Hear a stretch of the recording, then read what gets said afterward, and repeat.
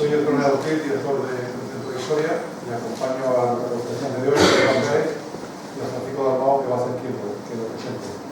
Solamente unas palabritas para decir que empezamos 2023, nuestra primera conferencia. El año pasado dimos un total de 13 conferencias, hicimos 14 exposiciones.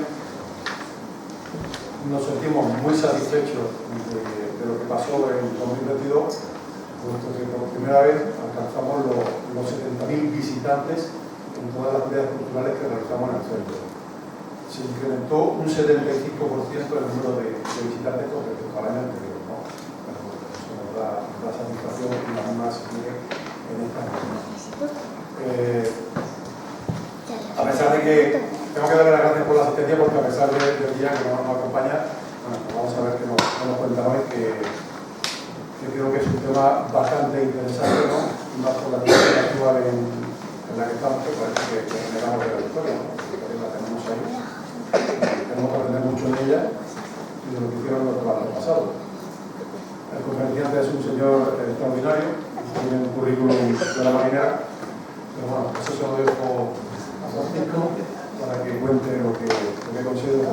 Gracias por venir. Bueno, yo también agradecer la asistencia y agradecer al coronel Antonio Ortiz que nos haya cedido la sala para la conferencia del libro de Iván. Y antes de dar paso a Iván, quisiera tener unas palabras de recuerdo para el teniente coronel de infantería José Hidalgo Garcés, que falleció el 12 de marzo de 2021. Y fue él el que nos abrió las puertas, tanto a Iván como a mí, el 31 de 1 del 2020, que hicimos una conferencia sobre la conquista de México. En la revista de la Legión hay un artículo muy bonito del coronel Arturo López de Maturana, dedicándole unas palabras al teniente coronel. Y sin más, pues presentar a Iván Vélez, que bueno, de profesión es arquitecto, pero está basando su carrera siendo investigador asociado a la Fundación Gustavo Bueno, con la que tiene una estrecha relación, y además es director de la Fundación DENAES, que es un acrónimo de Fundación para la Defensa de la Nación Española.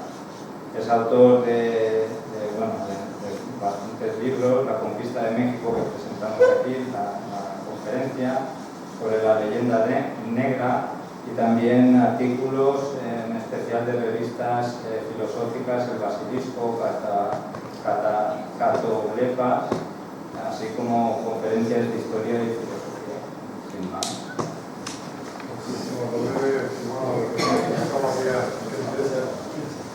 Pues nada, simplemente primero, por supuesto, agradecer al coronel su hospitalidad,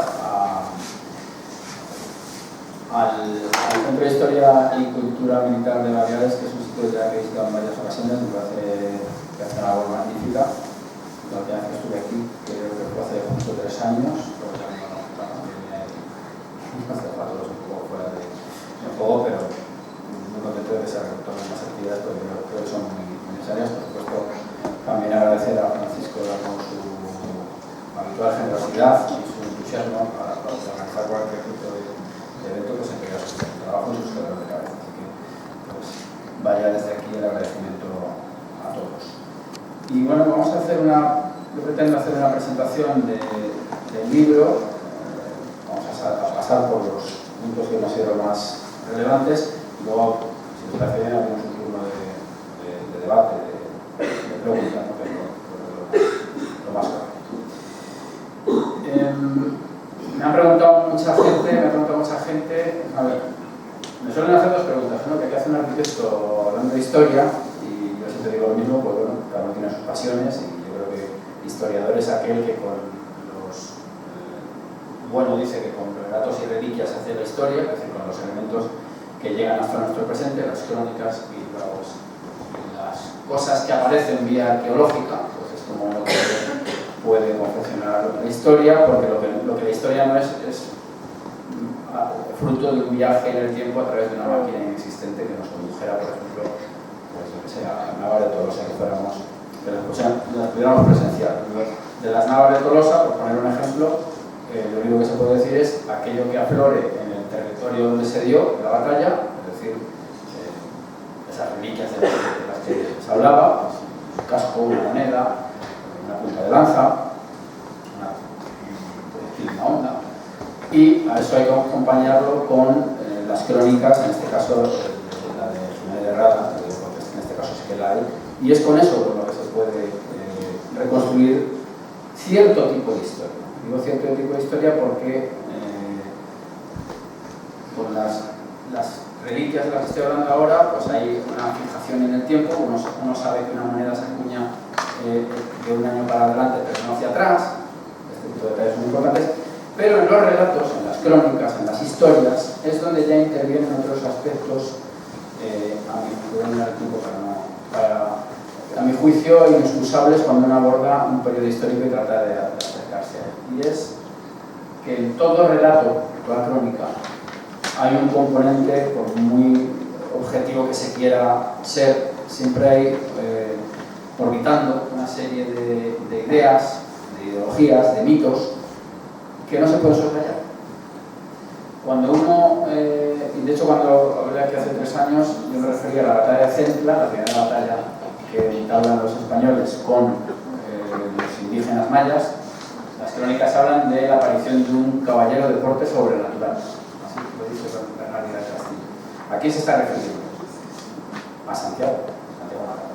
Santiago Matamoros sería aquí en España, en América se convertirá en Santiago Matamoros, es decir, un agente sobrenatural que ayuda a los cristianos frente a los infieles. Si aquí son los infieles los musulmanes, ahí serían las tribus con dioses zoomórficos, ¿no? Este es un ejemplo interesante de hasta qué punto factores que hoy probablemente nadie tendrá en cuenta, probablemente las tropas, si es que van, no sé, a Ucrania, militares españoles, no creo que cuenten con la ayuda de Santiago. Pero sí que es un factor ideológico que está ahí y que no se puede soslayar si alguno de ellos cree en ello. No sé si me estoy explicando. Es decir, que no todo es una historia positiva de datos, fechas, refiriéndome al libro. No es un libro que trate de dar solo datos, fechas, matrimonios y acuerdos, que por supuesto hay que darlos, sino que hay una serie de factores que intervienen de manera decisiva. Por poner un ejemplo, de Santiago es muy común, ¿no? Yo le he dedicado un capítulo en el libro a un personaje de dudosa historicidad, que es Bernardo del Carpio, que es el vencedor de Roldán, cuya tumba estaría en Aguilar de Campo, y ya digo que se duda de su historicidad. Bien, pero no digo que dé igual que no existiera, lo que digo es que tuvo un efecto en los hechos históricos en determinados momentos. Un ejemplo. Bernardo del Carpio es el héroe, una especie de Précide, de algún modo, el héroe antifrancés, porque vende al héroe francés reivindicado hasta nuestros días que Roldán. Bueno, pues cuando viene Carlos I, Carlos V de Alemania, de César, ¿qué hace? Puesto que él tiene una pugna con Francia, donde va es a la tumba de Bernardo del Carpio y allí empuña esa espada. De algún modo lo que está queriendo, aunque creyera él de la existencia fehaciente de Bernardo del Carpio, ahí lo que tiene poder es el símbolo. Esa es la espada que vence al francés. Y él quiere empuñar esa espada porque tiene una pugna con Francisco I, es decir, que cuando uno aborda la historia, no debe, si quiere hacer una visión muy rica de ella, no debe desdeñar este tipo de elementos. Creencias, supersticiones y nunca mejor dicho en un asunto como el que nos ocupa, que es la conquista, donde hay una pugna entre religiones, una pugna, tengo que decirlo, y yo sé que esto es molesto en algunos contextos, pero creo, y no voy a aludir a un episodio que pasó ayer en Algeciras, la incompatibilidad existente entre el Islam y el cristianismo está ahí. Por más que se pueda cohabitar de algún modo, la incompatibilidad es de principios. La persona humana que surge fundamentada en el cristianismo es incompatible con la del Islam. Y eso determinará pues todo un proceso histórico que llamamos Reconquista y que llamamos, ya lo adelanto, polémicamente porque este es un término que está puesto en tela de juicio con un encono cada vez mayor y que, dada la polarización de la sociedad española, pues hay un espectro ideológico que acepta el término y la idea, que son cosas diferentes, y hay uno que lo niega frontalmente. A ello dedico el último capítulo y lo abordaremos aquí en esta charla. Hechas estas consideraciones, yo lo que sostengo, para ir poniendo sobre la mesa un poco las tesis más principales que manejo, yo sostengo que, aunque el término Reconquista, ahora veremos en qué momento empieza a usarse en español, porque es cierto que hasta donde sabemos, en el siglo XV, por ejemplo, hemos utilizado el término Reconquista, que utilizaban otros, lo que sí hubo, al menos desde el reinado de Alfonso III el Magno, es un ideal que se ha llamado neogótico, que consiste más o menos en lo siguiente. Antes de 711, que es cuando se produce la invasión musulmana, una invasión, por cierto, y aquí ya entramos de nuevo en las famosas polémicas sobre qué ocurrió, una invasión que está demostrado por la propia arqueología que se hizo a sangre y fuego, es decir, que no fue frente a esas visiones un poco, no sé cómo calificarlas, ¿no? En juicio, como mínimo ingenuas, ¿no? Pues de que más o menos entró un contingente que ofrecía unas condiciones religiosas que ya sabes que tenían mucho que ver con el tributario, con la ley, favorables, y que más o menos era pues, un contingente pacífico. No, entró un contingente muy violento. De hecho, hay descubrimientos de incendios, de masacres, en las propias crónicas se describe con mucha, la crónica mozárabe de 754, lo describe con mucha crudeza, y lo que entra es una fuerza de carácter imperial, aliada con una de las facciones enfrentadas después de la muerte del último rey poderoso visigótico, que es el visigodo, que sería Iquiza, y que vencen en la famosa batalla llamada de Guadalete, aunque es también un término que se está poniendo en cuestión porque parece ser que Guadalete es una contaminación del término y no sería exacto. Para entendernos, la batalla de Guadalete, la cual muere Don Rodrigo, último rey visigodo, y ahí se produce una penetración de Tarik y luego de Muza, y se produce una invasión, hay que decirlo claramente. Lo digo porque, ya digo, hay quien dice pues, que poco menos que fue una especie de prédica a la cual se sumaron muchos cristianos hispanos. Hay que decir que en España, pues, o en Hispania, por utilizar los términos clásicos, había dos o tres colectivos fundamentales. Uno sería el sustrato visigodo, de germánicos o europeos. Otro sería el sustrato importante o colectivo importante, que es el hispano-romano, y eran dos colectivos que ya más o menos se estaban entremezclando de algún modo, se permitían esas mezclas. Era un estado o un reino, mejor dicho, cristiano, también hay que decirlo. Tenía también elementos de cohesión importantes como es el Liberum Iudicorum, el fuero justo, es decir, había ciertos componentes que hacen pensar que como mínimo era uno de los reinos más sólidos de la Europa del momento, pero se desmorona, por estos enfrentamientos que decimos, que siempre los hubo en el mundo visigodo, y la entrada de los musulmanes propicia no solamente el saqueo que conlleva toda penetración en un territorio enemigo o nuevo, sino el asentamiento de unos individuos que además también estaban divididos. Hay que romper también la idea de que estamos ante sociedades absolutamente homogéneas.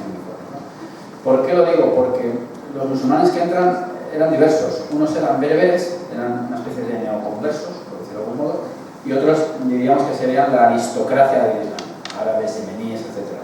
Esto es importante porque aparte de la conquista se establecerán también pactos con algunos condes visigodos. Ha llegado hasta nuestros días el de Teodomiro, que estaría por la zona de Murcia y toda esa zona, que mantuvo su poder, dado que llega a un pacto con los invasores, aunque después lo pierde. Y en este pacto ha servido para sostener esa idea de una entrada más o menos pacífica, ¿no? Claro, si se pacta hay un diálogo, pero claro, lo que se omite es que ese diálogo está forzado por la invasión y por la fiereza de esa invasión. Bueno, pues con todo esto, como ustedes bien saben, hay un grupo, digamos, de visigodos y de hispano-romanos que se concentran en la cornisa cantábrica, Y ahí es donde se da la famosa batalla de Covadonga. 718 según algunos, 722 según otros, la fecha no se puede establecer con precisión. El libro es producto de ese aniversario, el libro salió en octubre, coincidiendo con el 1300 aniversario, que me encargo de hacer los libros, de la batalla de Covadonga. ¿Qué fue la batalla de Covadonga? Por ir precisamente la cosa. Pues lo que sí se sabe es que fue, igual también quien niega que fue, ¿no? Y es importante porque, claro, aquí nos enfrentamos ya al cotejo de las fuentes. Las fuentes musulmanas hablan de una especie de pequeña escaramuza, decían algo así como 30 asnos salvajes en las montañas que nos van a hacer. Los asnos eran los cristianos liderados por Lamberán. Sin embargo, las crónicas cristianas, claro, magnifican la acción. Unas crónicas que son un siglo posteriores, ¿no? Y dicen que los musulmanes, los cristianos, vencen a un ejército musulmán de 187.000 soldados, cosa también imposible. Que haya estado en Covadonga sabe que ni siquiera hay espacio físico para tal ejército.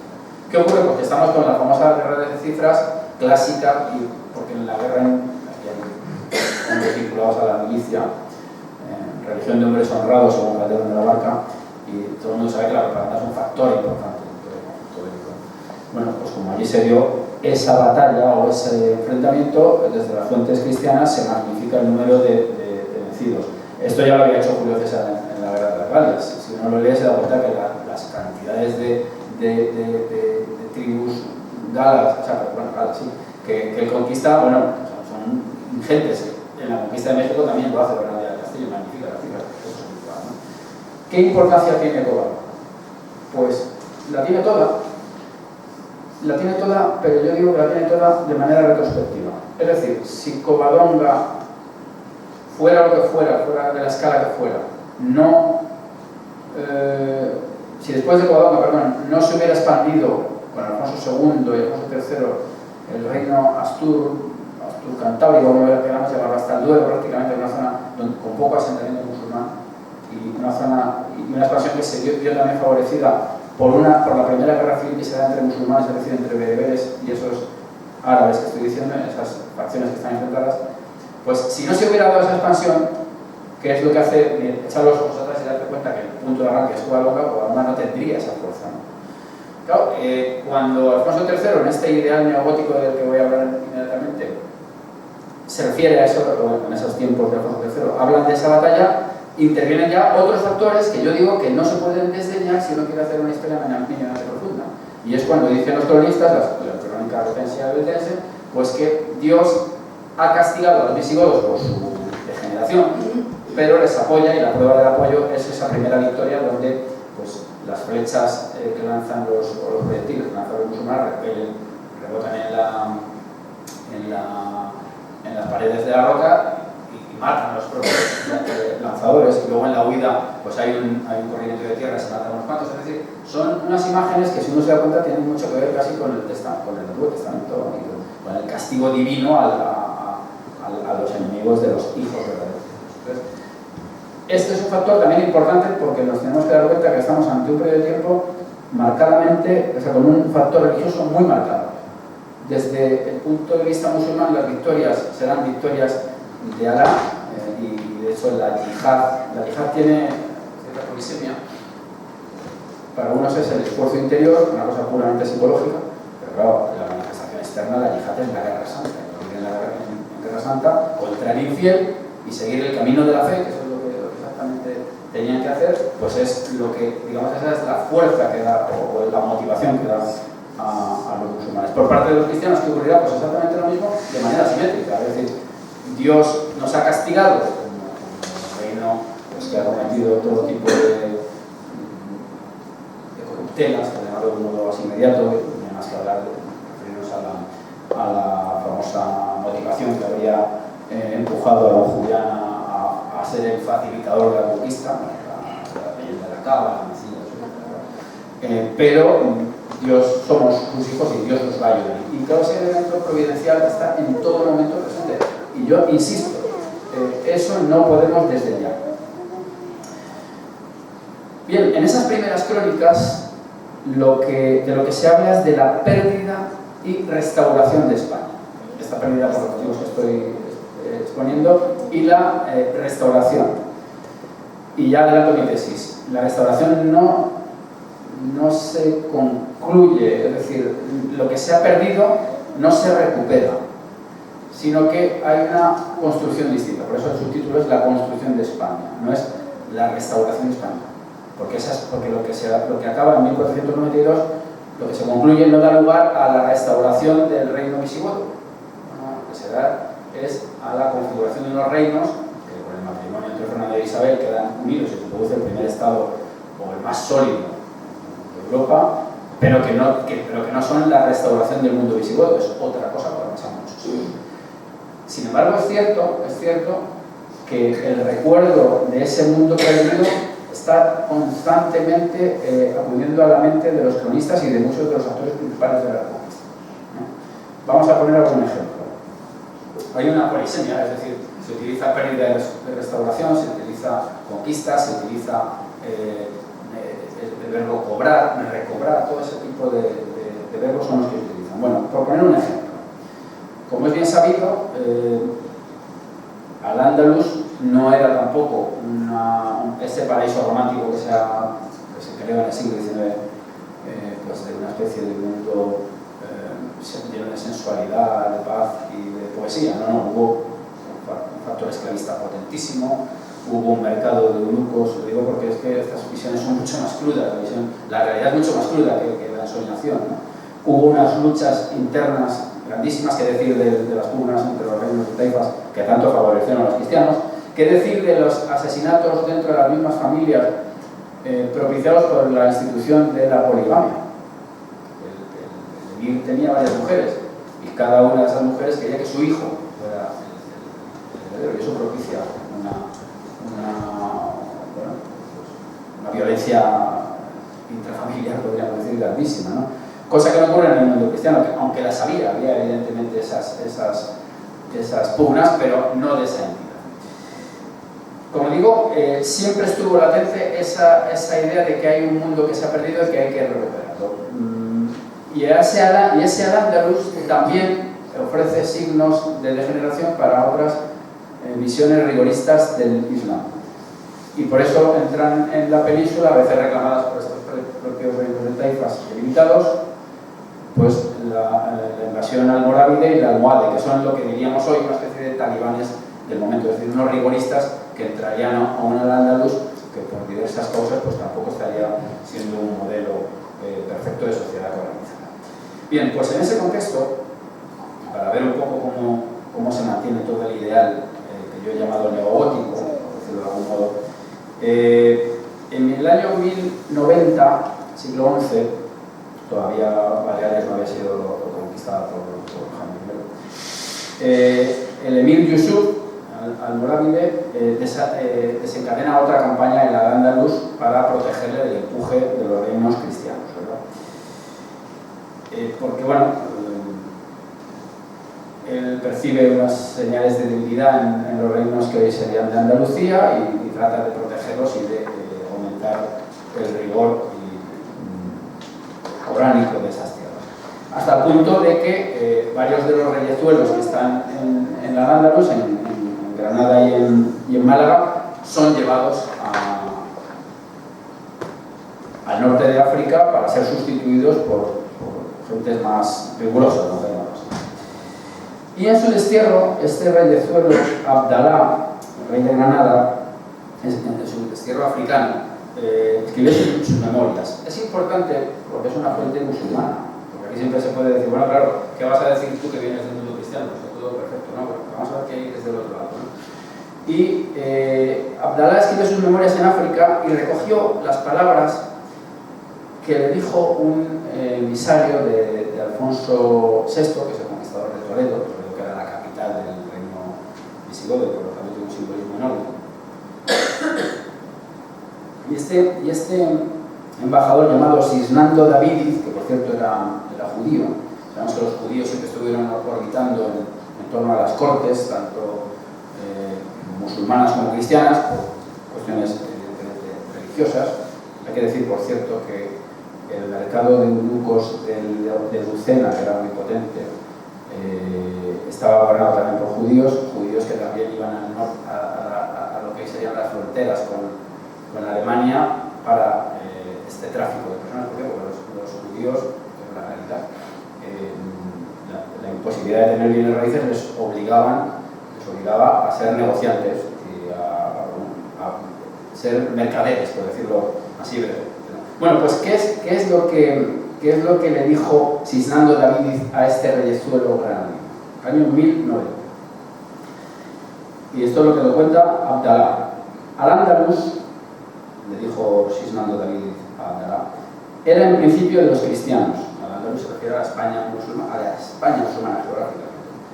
Hasta que los árabes los vencieron y los arrinconaron en Galicia. Galicia se refiere al cuadrante noroeste de la península, no a la Galicia, que es la región menos favorecida por la naturaleza. Por eso, ahora que pueden, los cristianos, desean recobrar lo que les fue arrebatado, cosa que no lograrán sino debilitándoos con el transcurso del tiempo, pues cuando no tengáis dinero ni soldados, nos apoderaremos del país sin buen esfuerzo. Esto es un texto muy revelador, no solamente de lo que ha ocurrido, de cómo desde el punto de vista cristiano hay esa obligación de, como ellos dicen, recobrar lo arrebatado, es decir, el territorio que ha caído en manos musulmanas, y que son conscientes de que cuando no haya dinero no habrá soldados, es decir, no habrá mercenarios, porque lo que irá ocurriendo en una Al-Ándalus con luchas intestinas es que la debilidad de algunos de los emires les hace rodearse de una guardia o unos ejércitos de esclavos que hay que mantener y que por lo tanto exigen una presión fiscal cada vez mayor y pues produce unas turbulencias evidentes. Por volver al argumento, digamos, religioso, si uno mira las crónicas de Alfonso III, esas que he dicho, en las que se establece el ideal neogótico, es decir, la idea de recuperar la España archivolada, hay muchas alusiones también a ese favor divino que va a acompañar a los cristianos, ¿no? Por poner una cita, cuando don Pelayo está arriscado allí por el obispo Opas, le pide más o menos que se entregue, que es una locura lo que está haciendo, don Pelayo le contesta lo siguiente: esto por supuesto es una reconstrucción, pero dice mucho de lo ideológico, ¿no? Le dice don Pelayo para no rendirse, dice: Cristo es nuestra esperanza de que por este pequeño monte que tú ves se restaure la salvación de España y el ejército del pueblo. O sea, aquí está constantemente presente la idea de que hay que restaurar religiosamente España, digo España, pues como los tenían los visigodos, y esa restauración lleva aparejada esa recuperación del territorio, la restauración del cristianismo que ha decaído en sus planes. ¿Hubo restauración? Sí lo hubo, efectivamente sí lo hubo, porque lo que se hace es restaurar, en el sentido literal, algunas de las sedes catedralicias. Por ejemplo, Alfonso VI restauró las sedes episcopales de Braga y Tui, Alfonso VII la de Coria, Fernando III la de Córdoba y Sevilla. ¿Y cuándo acaba la Reconquista? Por ir un poco acelerando. Pues, claro, todo el mundo la pregunta, diría, pues el 2 de enero de 1492. Por cierto, hay unos actos en Granada que yo les recomiendo que asistan, son muy interesantes. El simbolismo del Tribunal del Perdón de los Reyes Católicos me parece que es una fiesta que hay que preservar. Pues sí, efectivamente, el 2 de enero de 1492 cae Granada para alegría de todos los reinos españoles, pero para todo Occidente. ¿Por qué? Porque de algún modo esto venía a compensar la caída de Constantinopla, es decir, que esa especie de gran tenaza musulmana que amenazaría a toda, uno de sus brazos estaría, como lo ven ustedes, en este lado, Constantinopla, desde donde ven ustedes, este brazo se lo habría roto con la toma de Granada. ¿Por qué? Porque la toma de Granada tiene una importancia capital en el sentido de que ya no es que fuera Granada, sino que Granada era el punto de llegada desde la plataforma magrebí, desde donde se produjeron todos los asaltos. Los asaltos empiezan con Tarik y Muza, pero que siguen con los almorávides, almohades, benmerines y los que vendrían después. No olvidemos que si uno se da una vuelta por el litoral mediterráneo ve una cantidad de torres vigía por el peligro que siempre lo hubo. Cervantes fue un vivo ejemplo de ello, pues de los berberiscos moriscos, y después, ya nos llamamos probablemente al Lepanto, pues eso, ese miedo fundado que hubo siempre al turco y que determinó, decirlo así también, la expulsión de los moriscos en 1609, que se demostró que era una quinta columna. Esto tampoco es muy agradable decirlo, pero es que es la pura realidad. Y bueno, pues, digamos que cuando cae Granada hay en toda la cristiandad pues una especie de respiro, donde por lo menos una de las amenazas, aunque la libertad siga latente, se ha neutralizado. Entonces, ¿cuándo acaba la Reconquista? Pues sí, puede establecer esa fecha, pero hay un documento muy interesante que es el testamento de Fernando III el Santo. Fernando III el Santo es el que conquista los reinos de Jaén con mucho esfuerzo, le costó 3 intentos, Córdoba y Sevilla. Sevilla es muy importante y es muy interesante la operación anfibia de la conquista de Sevilla, porque se conquista, por supuesto, con tropas, con infantería y caballería, pero también con la entrada por el Guadalquivir de una serie de barcos que rompen un puente de barcas que unía Sevilla con Triana, lo rompe el almirante Bonifaz, y de ese modo aísla, por tierra estaría aislada por la infantería y caballería, pero ese puente roto evita el abastecimiento de Sevilla desde Triana. Eso es muy importante. Y claro, la caída de Sevilla, unida a la de Córdoba y de Jaén, deja solamente ya una tierra que sería el Reino de Granada, que no coincide literalmente o exactamente con la provincia de Granada, o que haría parte también, por supuesto, de Málaga, pero sobre todo, la fuerza de Fernando III es tal que tiene ya al rey de Granada como vasallo. Y de hecho el rey Alamar, ¿cómo se llamaba? Si mal no recuerdo, tenía que ir a rendirle todos los años homenaje, era tributario. Y aquí viene la clave. Sevilla se conquista en 1248 y en el testamento que da Fernando III a su hijo Alfonso X le dice lo siguiente, que es muy ilustrativo. Le dice lo siguiente: Señor, te dejo de toda la tierra de la mar acá. Claro, la mar era siempre la frontera frente al mundo islamizado, que sería África, el norte de África, ¿no? Señor, te dejo de toda la tierra de la mar acá, que los moros del rey don Rodrigo de España ganado Oviedo, que los moros le ganaron al rey Rodrigo de España. O sea, ahí tienen ellos muy claro dónde surge el problema, que es en el 711. Por eso digo que, aunque evidentemente no había una enseñanza arreglada en las áreas de poder, en el mundo militar, cortesano y clerical, se tenía un conocimiento de las y por supuesto por la vía de los romances también el pueblo, ¿no? Pues de los hechos históricos, por supuesto envueltos también en leyendas, envueltos en algún tipo de distorsiones, como es lógico, pero tiene muy claro que el problema está en don Rodrigo, y la solución ya veremos dónde estará, ¿no? Yo no voy a saber.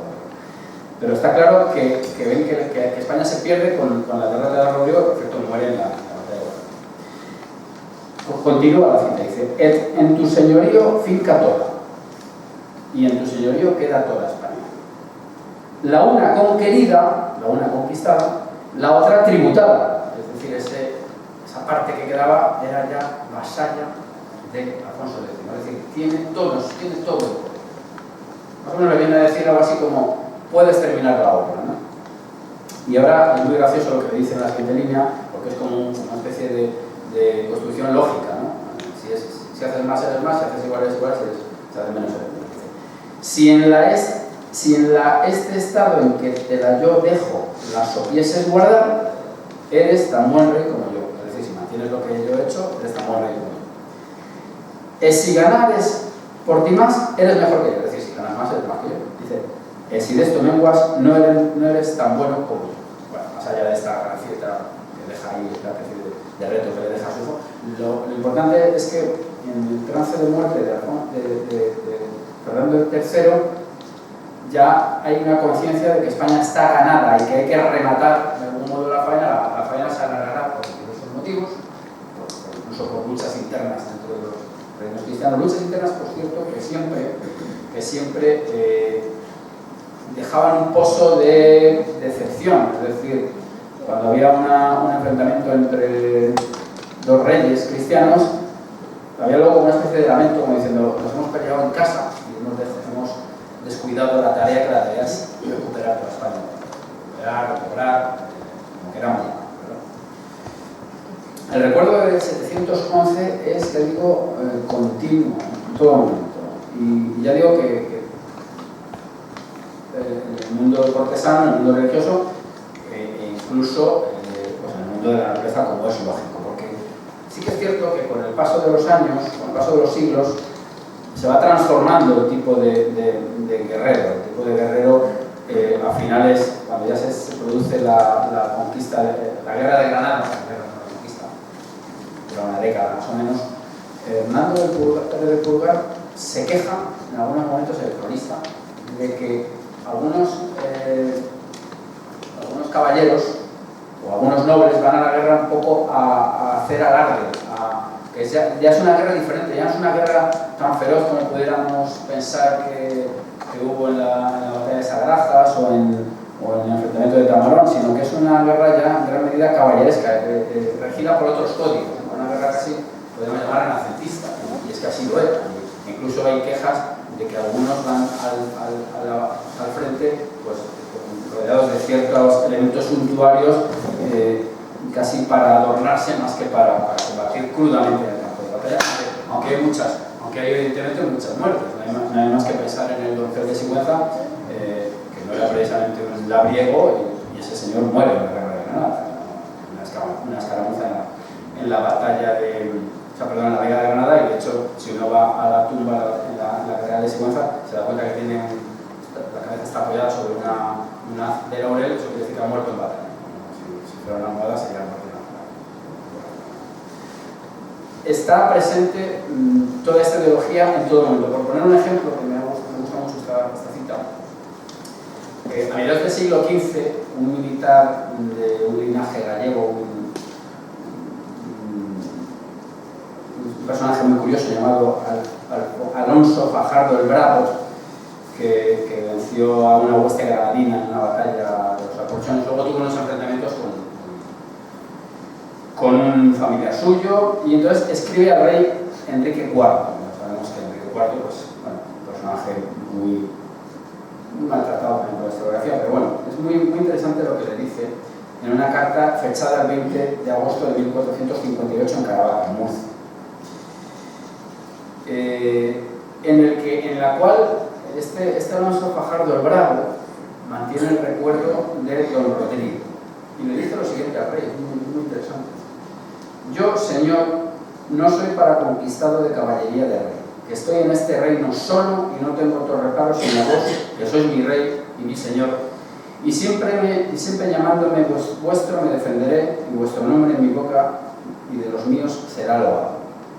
Y si vos, señor, me negáis la cara por donde yo error haya de hacer, porque él había cometido, vamos a llamar, irregularidad, la destrucción del rey don Rodrigo venga sobre vos y vuestros reinos. Es decir, la idea de que aquello fue una catástrofe está presente en todo el mundo. Y vos la veáis y no la podéis remediar como él dice. Suplico a vuestra señoría no se enoje de mi escritura, que el can con rabia a su señor muere. Es decir, está constantemente presente la idea, ya digo, de que en Guadalete ha caído un mundo y que hay que recuperar. Y finalmente se recuperaría con la toma de Granada. Durante este breve tiempo hay muchas formas de abordarlo, y yo creo que se acuñan también unos cánones, que es la idea de canon a mí, quizá por la que me llama mucho la atención. Y se acuña la idea, la figura de algunos héroes. El que más destaca, por supuesto, es el Cid. El Cid, que es un personaje dual, en el sentido de que el Cid popular, que es el del romance, yo le digo capítulo, lógicamente, no es el Cid histórico. Pero sí que es cierto que el Cid del romance crea un canon en el cual se inspiran muchos héroes futuros. Y de hecho, cuando esto que he citado de esta especie de excesos un poco estéticos que se dan en la Guerra de Granada, es porque hay siempre un recuerdo de las hazañas de algunos héroes del pasado. Bernardo de Carpio, como ya he dicho, sería uno, el Cid sería otro, incluso yo he traído a colación también a la de otro caballero de origen gallego, Munio Alfonso, que es un personaje fronterizo muy interesante. Lo digo porque en la última fase de la reconquista, de la Guerra de Granada, la idea de frontera me parece realmente interesante, se ve muy claramente ahí, como hay todo en la industria de la guerra, como hay unas operaciones logísticas complicadísimas, abrir caminos, cómo se utiliza ya la artillería, es decir, cómo en cada línea fronteriza, porque estamos acostumbrados a ver en los mapas una especie de oleadas, y pues hasta el año tal llegan los cristianos, hasta tal van bajo, no. Cada franja fronteriza va determinada por un tipo de sociedad impulsada, creo que con los mismos ideales, pero ajustadas al momento histórico y tecnológico en el cual se halla, ¿verdad? Y entonces en la Guerra de Granada aparecen estos personajes fronterizos, aparecen otros que son... aparece todo el negocio de la guerra también, hay que decirlo, con el factor esclavista y el intercambio de cautivos entre un lado y otro. Aparece también, por supuesto, la artillería, aparecen imágenes verdaderamente interesantes, ¿no?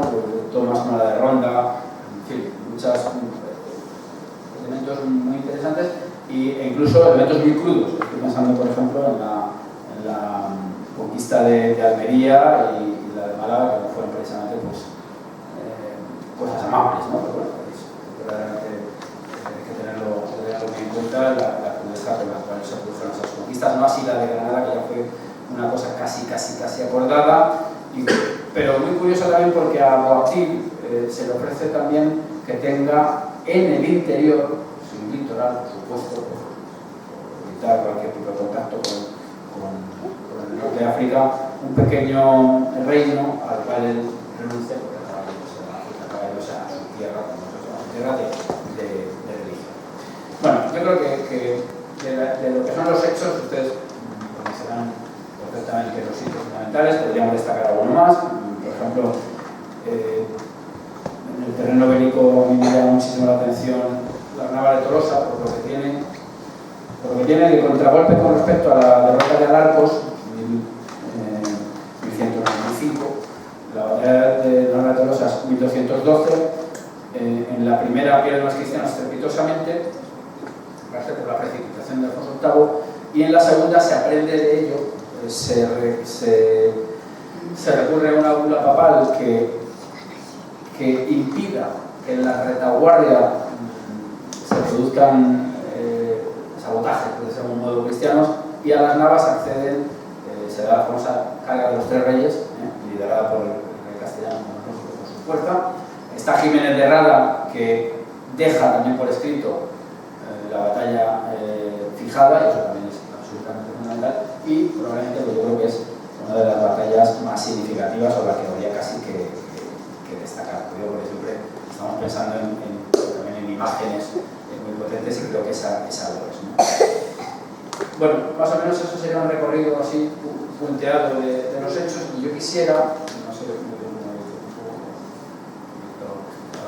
a intentar ser más rápido.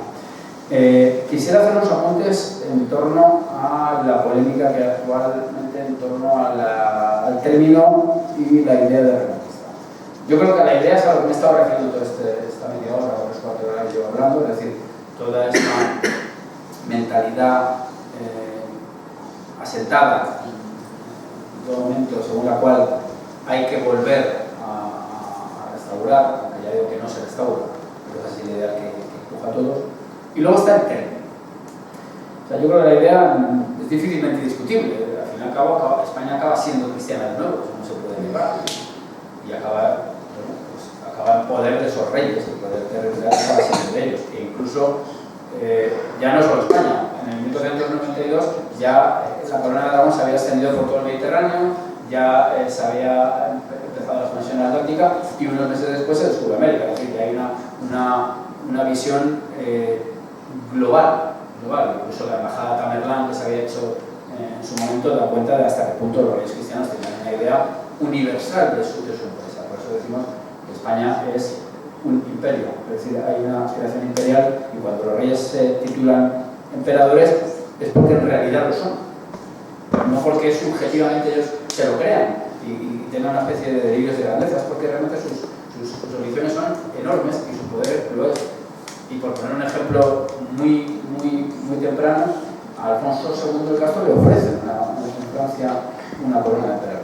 Es decir, la idea de que son herederos de ese mundo que ha caído está latente y por la vía de los hechos lo es. Es decir, España sí construye un imperio. Esto hablaríamos otro día, un imperio generador, en donde se representan las instituciones hispanas en el Nuevo Mundo, pero eso ya se había intentado por muchos métodos, ¿no? Sobre todo por la idea de combatir al Islam, que es lo que late en el foro. E incluso los proyectos unificadores sí se dan con Fernando e Isabel, pero es que no olvidemos el matrimonio, aunque no salió muy bien del todo, entre doña Urraca y Alfonso I, el batallador de Aragón. Es decir, que la idea de unidad o de objetivo común está siempre latente. Por eso digo que yo creo que la idea de reconquista se entiende perfectamente. Reconquista, restauración, como se quiera. Ahora bien, ¿cuándo se empieza a utilizar el término? No sé si existe. ¿Cuándo se utiliza el término reconquista? Pues se utiliza de una manera, en un momento un poco tardío. Yo lo tengo localizado. Pero vamos a hacerlo de otro modo, ¿no? Que es como yo lo he hecho en el libro. Ahora mismo el término está siendo, ahora no se dice censurar, se dice cancelar, por eso más adelante. Y está muy mal visto pues, en los ambientes que podríamos llamar izquierdistas. Entonces yo, recogiendo un poco el guante, digo, vamos a ver qué ha hecho la izquierda clásica española. ¿Ha utilizado o no ha utilizado el término reconquista? Entonces, indagando, me doy cuenta de que el Partido Comunista de España, que creo yo que era izquierda, y que alguna conexión tendría con Marx, es decir, que se reclamaban marxistas, en el año 1957, en una revista que publicaba en Bruselas, titulada Nuestras Ideas, reprodujo uno de los artículos escritos por Marx en 1854 al regreso a España. Marx se ocupó bastante de la Revolución Española, por supuesto, asentado en historias del momento, historias del 19, historias canónicas de España. Bueno, pues el propio Marx utiliza el término reconquista con total naturalidad y del modo más ortodoxo que pueda entenderse. Leo lo que dijo esto. También merece ser subrayado el hecho de que la lenta reconquista, dice Marx, que fue rescatar, el país de la dominación árabe mediante una lucha tenaz de cerca de 800 años dio a la península, una vez totalmente emancipada, un carácter muy diferente del que predominaba en la Europa contemporánea. Vamos a ver, este texto hoy sería absolutamente, si le quitas la firma, inadmisible por la izquierda española. Esto es intragable, dirían, no, nosotros somos falsa. Digo para que entendamos hasta qué punto la idea y el término estaban perfectamente asentados, al menos hasta el año 1957, porque por eso se lo digo. Un pasito más. Año 1954.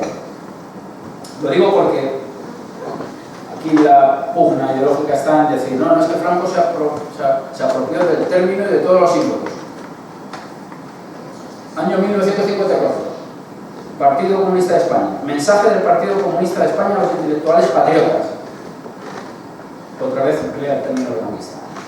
Con toda naturalidad. Operación Maquis. Operación Reconquista, se llama también. La conquista de España. Es decir, con toda naturalidad. Año 1970. La pasionaria también lo utiliza. Es decir, hasta prácticamente el final del franquismo el término reconquista estaba en pleno vigor. Yo creo que esta crítica que se está haciendo de esto es uno de los muchos efectos de la ideología que subyace bajo las leyes de memoria democrática e histórica. Me parece a mí que son unas leyes de una ideologización asfixiante. y que además van en contra hasta de algunos de sus redactores, porque, como digo, si uno empieza a escarbar el término reconquista en el sentido ortodoxo, ¿no? Ortodoxo, con algún matiz, por supuesto, se ha utilizado por parte de todos los ámbitos ideológicos españoles. Lo he hecho en varios capítulos. Cuando hablo del Cid, todos los poetas del 27, de un lado y de otro, ensalzan al Cid. Todos. Para que entendamos que la historia es un campo de batalla, pero que no siempre, digamos, han estado alineados los ejércitos del mismo modo. Empezamos en una institución militar utilizando este sistema. Voy un poquito más deprisa porque si no vamos a estar aquí probablemente no es la idea. ¿Cuándo se empieza a utilizar el término en español reconquista? Porque ya hemos visto que hay una polisemia enorme, pues, bueno, tenemos ejemplos abundantísimos, ¿no? Diego de Valera, Margarit, Nebrija, todos hablan de restauración, de recobrar, de restaurar, ¿verdad? Incluso el propio Cervantes dice que la reconquista efectivamente se hace cuando Felipe II incorpora a su poder el reino de Portugal. En realidad, claro, sería la verdadera unificación. ¿Cuándo se utiliza el término reconquista? Pues, si mis indagaciones no están mal encaminadas, y no quiero decir que no haya algún término anterior, pero como mínimo estos los tengo localizados, ¿no? En España, en el año 1753, es la primera vez que yo he encontrado este término. Lo encontré también en el Tirano Blanco, el Tirante Blanco, pero habla de reconquistar un castillo, no de reconquistar España. Son cosas diferentes. No es lo mismo reconquistar una plaza que en un contexto de una pugna entre los reyes cristianos, que reconquistar una ciudad en el contexto de la conquista, para entendernos un poquito. Bueno, pues en 1753 se comenzó a publicar en español, en Madrid, el libro titulado, es un libro de un clérigo francés llamado Noël Antoine Anouilh. El libro se titula Espectáculo de la naturaleza o conversación acerca de las particularidades de la historia natural que han parecido más a propósito para ejercitar una curiosidad útil y formarles la razón a los jóvenes lectores. Un título larguísimo, propio de la época, ¿no? Bueno, pues en ese libro, escrito en Francia, se habla de la conquista de Toledo entendida en el contexto de la reconquista en la que estamos hablando, ¿verdad? ¿Por qué es importante que esto sea del siglo XVIII, este uso? Que no idea, pero uso de este término. Lo digo porque muchos historiadores, muchos de ellos prestigiosos, sostienen que el término reconquista, y por ende también y sin mal la idea, aparece en el XIX en España, en el siglo XIX. Y es importante que no aparezca en el siglo XIX, sino antes, porque esto niega la idea de que en el siglo XIX es cuando aparecen las naciones políticas en España a partir de la Constitución de Cádiz, lo cual no quiere decir que no existía España. España existía, pero como nación histórica, esta especie de genealogía que hay de las naciones étnicas, naciones históricas, naciones políticas. Evidentemente, cuando se habla en Cádiz de los españoles de ambos hemisferios, y todo eso que ustedes conocen, hay una transformación, digamos una revolución como la francesa, pero al hispánico. Y eso es el surgimiento de lo que llamamos nación política. Y hay pues una ruptura del antiguo régimen y una transformación. Claro, es muy importante ver que la idea y el término ya están en el 18, con lo cual no es producto de las historias nacionales, que de algún modo desde los nacionalismos se les acusa de ser negadoras de las historias de las naciones fragmentarias. Esto es absolutamente fundamental. Pues si ese 18 rompe ese argumento, a mí me interesa mucho, evidentemente, como patriota español, que no estoy dispuesto a que se cercenen nuestros derechos en virtud del sitio donde estemos viviendo, negarlo todo ello. Y entonces, en el siglo XVIII, insisto, aparece. Tengo, y si llegamos a la tercera edición ya voy a intentar estrategiar un poco al editor, tengo localizado un uso aún más antiguo en Francia. No del término reconquista, pero sí el verbo reconquistar en este sentido. Lo cual nos lleva a otra vuelta de tuerca, y es que el término reconquista aparece en la España ya borbónica del siglo XVIII, pero si aparece antes de la muerte de Carlos II, aparece también antes de la restauración borbónica, o sea, perdón, de la implantación de la Casa de Borbón en España, es decir, en el mundo de los austriacos. Y eso es importantísimo, es decir, que rompe todas las explicaciones, lo cual nos lleva a buscar otras. ¿Cuáles serían esas explicaciones? Pues porque desde probablemente se está viendo una analogía, por eso de que en algunos momentos se adopta la forma de cruzada, entre lo que ocurre en los santos lugares y lo que ocurre en España. Y esto tiene mucho interés porque en las cruzadas, y alguna vez los papas tuvieron que recordarle a los caballeros franceses que la cruzada estaba más cerca, que estaba en España, que la amenaza musulmana estaba aquí en la península, no había necesidad de irse a Jerusalén, era aquí donde había que combatir. Y de hecho, muchos vienen a las Navas cuando se decreta una cruzada. La cruzada no era una cuestión solamente estrictamente religiosa, era porque también había una financiación por parte de la Iglesia. Muchos caballeros llegan, pero se vuelven, incluso algunos quisieron sacar todo el mundo. No me quedo tiempo para un poquito de orgullo patrio. Es interesante también, curioso, quién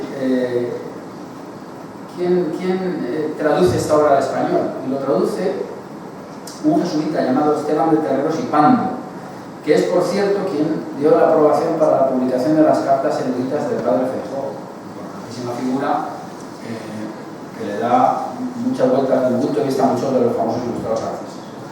Si uno lee el Teatro Crítico Universal, las cartas eruditas y curiosas, se da cuenta que es un hombre de religión con un relacionalismo potentísimo. Pero es que en el 18 esto no fue un fogonazo, una pura traducción que quedó, sino que el término reconquista ya lo adoptan otras figuras muy importantes de esta centuria. Todas ellas también con un vínculo con Francia, como lo vimos en un siglo francés. Uno de ellos es José Cabalso, el que utiliza también el término reconquista. Otro de ellos, por cierto, es Juan Antonio Llorente, el famoso miembro de la Inquisición que luego llevó a Francia esas cifras enloquecidas de ejecutados por la Inquisición, pero lo utiliza. También lo utiliza Jovellanos. Y luego ya, pues evidentemente en el siglo XIX, pues muchísima gente, es un término absolutamente común que decir del 20 hasta que lo prohíbe. Voy a cerrar. He insistido durante toda la charla en el recuerdo de la España perdida, en la importancia de los símbolos, en la importancia de los lugares, y quiero cerrarlo con una cita que me parece que explica muchas cosas. La reconquista empieza en Covadonga, más o menos, todos lo aceptamos, y se hace frente a unos hombres que vienen con una religión que viene a enfrentarse a la que ya hay. ¿Qué ocurre en Francia? Pues que con la Revolución Francesa ya sabemos lo que le ocurre a la Iglesia francesa y ya sabemos lo que ocurre en España, que es una invasión napoleónica. Es decir, hay otra invasión, en este caso no es una invasión desde el sur, sino desde el norte. Pero, del mismo modo que los musulmanes son totalmente rechazados por la Iglesia Católica, como es lógico, la Iglesia Católica Española ve en Napoleón al anticristo, y así literalmente se puede leer en muchos sitios. ¿Por qué? Porque conllevaba la Revolución Francesa, no sabido, claro. Y se establecen pronto unas juntas supremas, tanto en España como en Hispanoamérica. Yo, por ejemplo, hace ya tiempo estudié la Junta Suprema de Quito y Guayaquil en Ecuador, y es asombroso, es verdaderamente asombroso.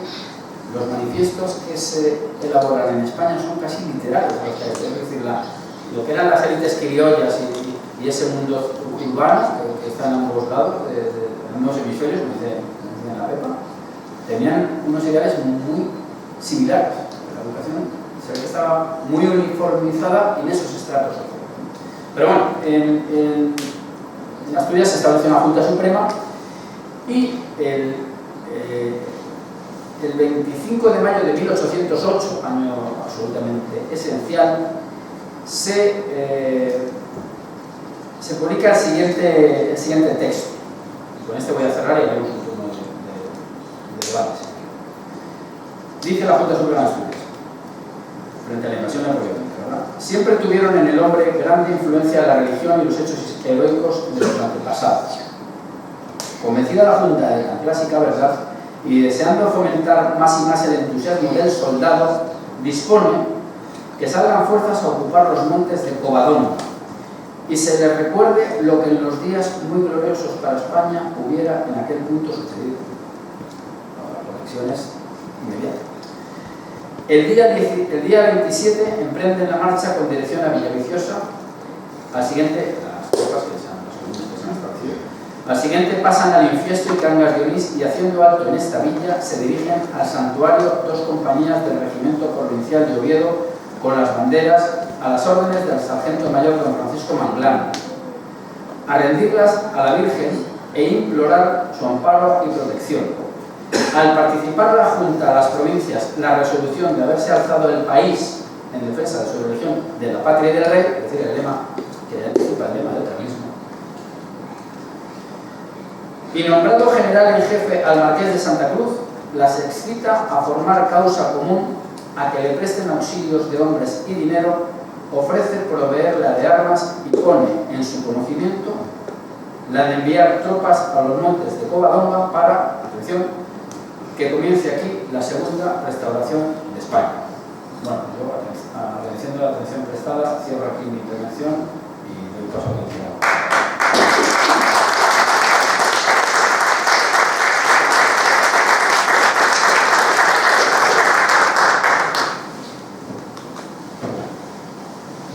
¿Alguna pregunta? Bueno, si me permite hacer una pregunta, se habla del tema de conquista con los musulmanes, con el tema de los judíos que se les expulsa también de España en aquellas. Bueno, la cuestión judía es diferente. Los judíos había en ambos lados. Lo que hay que tener muy claro es que hay una visión, hay un juicio infantil, ¿no?, según la cual, hombre, muy bien intencionada, ¿no?, pues que había una convivencia armónica, pues es falso. Si uno se lee cualquier fuero, yo soy conquense, entonces si a alguien se lee el fuero de Cuenca, pues sí, claro, hay judíos, moros y cristianos. Claro, el mismo delito se castigaba con una fuerza infinitamente superior. Es decir, si un cristiano matara a un moro, yo qué sé, pues pague, 20 maravedís. Si un moro matara a un judío, mátese, que es decir, había una simetría total. El tema judío es, bueno, vamos a ver, durante el periodo visigodo, los judíos ya son obligados en algunos momentos a la conversión, lo cual ya desencadena el problema del falso converso, que aparecerá de nuevo después de una vez conquistada la Inquisición y bueno, después, bueno, en toda Europa, no en España, ojo, cuidado con eso. Y también hay judíos en el mundo musulmán, ya he dicho, como muchos mercaderes de esclavos. O sea, Como os decía, pues si es posible tiene una explicación importante del lado musulmán y cosas que expulsó, pues por algo histórico ya. No, porque en realidad que hay entre credos, es decir, el cristiano ve al judío como una especie de anomalía dentro de su mundo, como una especie de cuestión arqueológica, porque ellos sí que pueden leer el Talmud, todo aquello, y que son los que son cristianos, pero es verdad que son el pueblo de Icida. Claro, estos son factores que hay en su momento, que desde la perspectiva, que no se pueden abordar con actualismo, siempre que intolerantes, ¿no? Porque la idea de tolerancia religiosa es mucho más moderna de lo que parece, ¿no? Entonces, el judío, vive en la judería, vive en un gueto, tiene leyes diferentes, también es muy endogámico.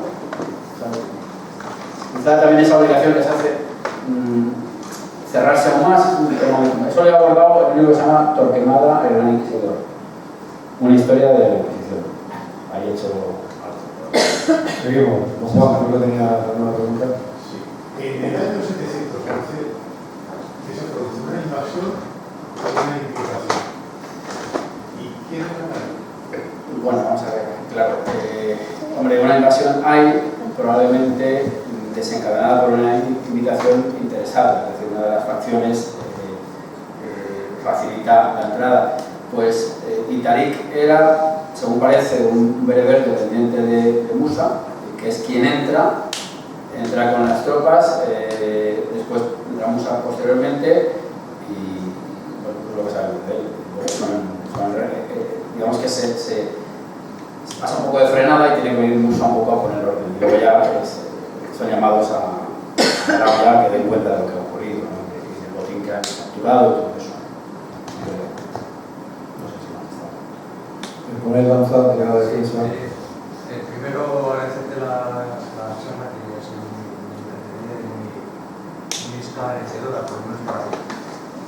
Perdona la pregunta porque es pura desconocimiento mío. Más allá del estrecho, en la época de los visigodos, había reinos cristianos, había cristianos, pero integrados en nuestros reinos, o sea, que había cristianos lo sabemos. Estaba Ceuta, estaba... Pero, vamos a decir, políticamente dependían de los reinos cristianos, y si es así, cuando se produce la reconquista, ¿no hay una tentación de recuperar esos reinos cristianos al otro lado del estrecho? Sí, a las dos preguntas sí. Y sobre todo la hay, y de hecho Ceuta es cristiana antes que la conquistada por los portugueses, luego ya en manos españolas luego más tarde, el norte de África sí. Y además es interesante, me viene muy bien esta pregunta porque son tantísimas cosas, ¿no? Es muy curioso cuando uno ve analiza un poco la Reconquista, cómo los reinos, cada uno de ellos, tenía una especie de canales de expansión ya prefigurados. Es decir, hay como unas veredas hacia las que hay que tender, aunque a veces había cierto forcejeo entre ellos. Por ejemplo, cuando esa Castilla de algún modo va cerrándole la expansión a Aragón, por eso, claro, Murcia entra, ya eran acuerdos que estaban establecidos, y eso determina cierta vinculación mediterránea a la corona de Aragón, ¿no? Expandirse por el ocurría también en el norte de África, es decir, tenían más o menos una idea de reparto del norte de África. Lo que pasa es que, de algún modo, la aparición del Nuevo Mundo desvía, yo creo que esa estrategia, ¿no? hacia algo desconocido que iba en el mismo sentido. O sea, lo que se trata de hacer con el descubrimiento de América es coger al turco por la espalda, es decir, sabiendo que la Tierra es redonda, como es evidente que se sabía, pues hacer lo mismo que intentó el Islam en su momento, pues darle la vuelta. De hecho, la embajada de Melán, todo eso es para buscar un aliado que ataque en la retaguardia a ese imperio, ¿no? Por eso digo que la idea es, España es una idea imperial en ese sentido. Y sí, hubo evidentemente siempre un ánimo de conquistar el norte de África porque se sabía que era la lanzadera, por decirlo de algún modo, ¿no?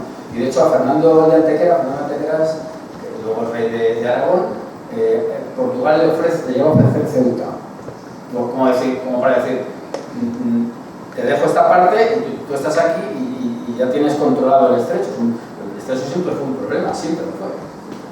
Por eso nos quedamos, yo por ser tan mesetario, pero nos quedamos siempre con lo terrestre, pero la marina castellana fue muy potente desde muy temprano. Y las operaciones que se dieron en el estrecho fueron, como es lógico, muy importantes porque es donde estaba el verdadero peligro. Las oleadas siempre vienen de ahí. ¿Alguna pregunta más? Quería saber la expulsión de los moriscos. Representó, diríamos, un perjuicio para la economía española en aquel momento, pero fue necesaria porque quizás era una quinta columna. De hecho, quedaron, digamos, territorios desérticos que fueron repoblados, por ejemplo, en Alicante, gente de Mallorca, de Granera. Sí, el tema de la expulsión de los moriscos en 1609, una cosa, cuando se conquista Granada, que es una capitulación, por cierto, bueno, no vamos a ponernos tan técnicos, ¿no? Se les permite a los musulmanes mantener su culto, hay ciertos ensayos, ¿no?, de intentar ver si se puede, ¿no? De hecho, Fray Hernando de Talavera era la facción, digamos, más dialogante. O sea, los hechos demostraron ser tozudos y demostraron la incompatibilidad. Luego después llega la guerra de las Alpujarras, que es donde se había refugiado el contingente morisco. Por cierto, interesantísimo que ahí están Garcilaso y Martín Cortés, dos mestizos. Es interesantísimo, los hijos de españoles e indios combatiendo en Granada. Realmente una cosa excepcional, ¿no? Bueno, pues se demuestra que esas campañas evangelizadoras de esas gentes eran estériles.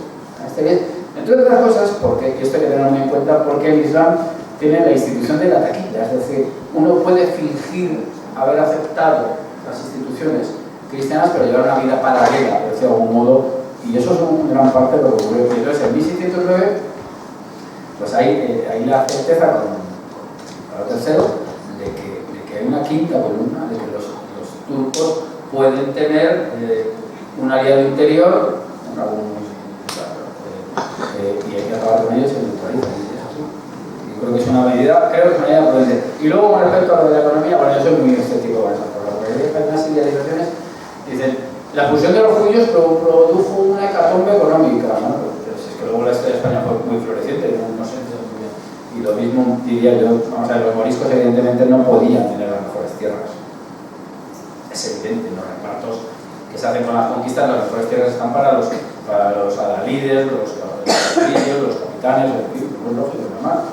Pero no, bueno, yo creo que fue una medida, claro, yo sé que esto puede sonar mal, pero yo creo que fue una medida prudente. Muy bien, pues yo creo que si le damos un fuerte aplauso a nuestros conferenciantes.